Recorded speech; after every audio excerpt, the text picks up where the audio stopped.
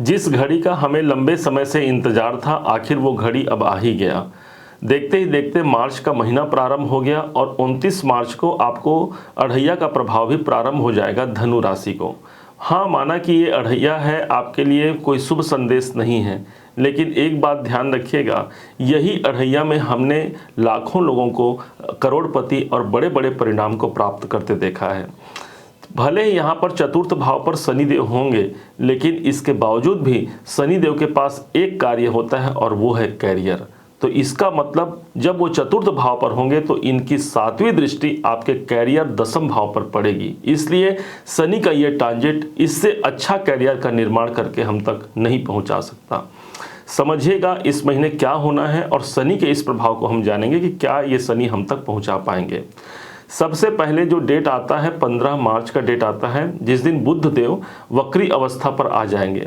बुध का वक्री अवस्था पर आना एक नए परिणाम को जन्म देगा। हम नए लोगों से मिलते हैं, हमारी वाक्पटुता बढ़ती है, हमारी सोच समझ की क्षमता बढ़ जाती है और हम अपने कार्य को भली भांति करा पाते हैं। हाँ, अपने डिसीजन में किसी मेंटोर, किसी आवश्यक कोई बड़े व्यक्ति का हमको सहायता लेने की आवश्यकता भी रहेगी, ताकि हम अपने डिसीजन के परिणाम को भली भांति अपने जीवन में प्राप्त कर पाएं। एक परिवर्तन एक दिन पहले ही हो चुका रहेगा 14 मार्च को, जिस दिन सूर्य देव एक ऐसे पोजीशन पर जाएंगे जहां पर वो शनि के साथ को तो छोड़ेंगे, साथ ही साथ अपने शत्रु राशि को भी छोड़ करके अपने मित्र की राशि देव गुरु बृहस्पति की राशि पर प्रवेश करेंगे, ठीक हमारे चतुर्थ भाव पर। चतुर्थ भाव पर सूर्य देव का जाना, यहाँ से भी ये अपने कैरियर के भाव को ही अपने 7वीं दृष्टि प्रदान कर रहे हैं। इसलिए देखा जाए तो मार्च का ये महीना कर्म भूमि कही जाएगी, जहाँ पर आपको मैदान मिला हुआ है, आप उस हिसाब से अपने कार्य को आप संतुलित बना सकते हैं। सूर्य सदैव के लिए आपके जीवन में ये भाग्येश होते हैं और भाग्य के स्वामी का जब सुख भाव में जाना होगा तो ये महीना सुख कारक होगा, जहां पर हमको शांति की प्राप्ति होती है, कुछ नए आयाम हम तक जुड़ पाते हैं, कुछ नए लोग हमसे जुड़ पाते हैं और हम अपने व्यापार कैरियर को भी एक उन्नति के मार्ग पर प्रशस्त करा पाते हैं। धीरे धीरे समय व्यतीत होता है और आखिर आ ही जाता है वो डेट 29 मार्च 2025। रात के तकरीबन 10 बजे के करीब शनिदेव ठीक अपने तीसरे घर को छोड़ करके, अपने स्वयं के मूल त्रिकोण राशि को छोड़ करके पूरे 30 साल बाद प्रवेश करेंगे चतुर्थ भाव पर और ठीक उसी दिन से अढ़ैया का प्रभाव धनु राशि के जीवन में व्याप्त हो जाएगा।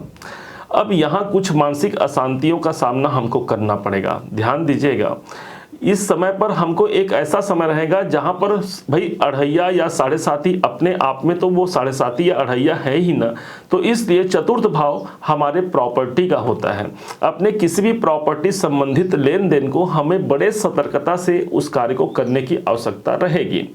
इसके अलावा यदि आप प्रॉपर्टी खरीदना चाहते हैं या फिर आप प्रॉपर्टी बेचने संबंधी किसी कार्य में संलग्न हैं या फिर आप रियल एस्टेट से जुड़े हुए हैं, कोई निर्माण कार्य, कोई कंस्ट्रक्शन का कार्य कराना चाहते हैं, तो शनिदेव कंस्ट्रक्शन के कारक होते हैं। इसलिए इनका चतुर्थ भाव पर जाना हमारे लिए एक नए निर्माण की ओर हमको अग्रसित करेगा। शनि चतुर्थ भाव पर रहेंगे, माना कि अढ़ैया रहेगा, लेकिन इनकी जो तीसरी दृष्टि है वो छठे भाव पर पड़ेगी। अब छठा भाव जो है वो हमारे जॉब का होता है, इसलिए जो लोग नौकरी कर रहे हैं उसके लिए ये जो 2.5 साल का जो समय होगा ये किसी बेहतर समय से कम नहीं होगा। भाई यहाँ पर मेहनत ये हमको दे रहे हैं, मेहनत तो हमको कराएंगे, लेकिन साथ ही साथ हमको कैरियर का निर्माण करने के लिए भी, साथ ही साथ हमारे जॉब में एक अच्छे पोजीशन देने के लिए भी ये शनि बाध्य रखते हैं, वचनबद्ध हैं।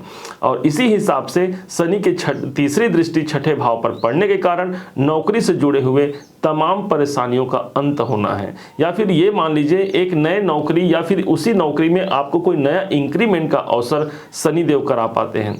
ध्यान दीजिएगा, बड़े अवधि तक चलने वाले शनिदेव ही होते हैं, इसलिए कोई बड़ा इवेंट हमको किसी ज्योतिषी को निकालना होता है तो दशा अंतर दशा के साथ साथ हम शनि और गुरु का गोचर लेना नहीं भूलते, और वही शनि का गोचर हमको छठवें भाव पर मिल रहा है। यदि पहले से कोई कर्जे चल रहे हैं तो उन कर्जों से मुक्ति के लिए हम प्रयास करते हैं और भली भांति उस कर्जे से बाहर भी निकल पाते हैं। छठा घर हमारे शत्रुओं का होता है, किसी कारण से शत्रु हमारे कार्य क्षेत्र पर अधिक है तो शनि हमारा कर्म है, छठा भाव शत्रु है, तो उन शत्रुओं से भी हम मुक्त होते हैं, अर्थात इस समय पर शत्रु विजेता होकर के हम सामने जरूर आते हैं। यही नहीं, शनि की दृष्टि हमारे कैरियर के घर पर पड़ रही है। आप चाहे बिजनेस भी कर रहे हो, आपके लिए ये साल या फिर आने वाला 2.5 साल जब तक ये शनि का गोचर रहेगा, सन 2027 के जून के महीने तक, तब तक आपके कैरियर में एक नए जागृति, एक नए निर्माण का अवसर आपके हाथों में आपके ईश्वर ने प्रदान किया है, ऐसा जरूर जानिएगा। शनि की एक दृष्टि पड़ रही है, सीधे आपके अपने राशि पर पड़ेगी, धनु राशि पर इनकी दृष्टि पड़ रही है।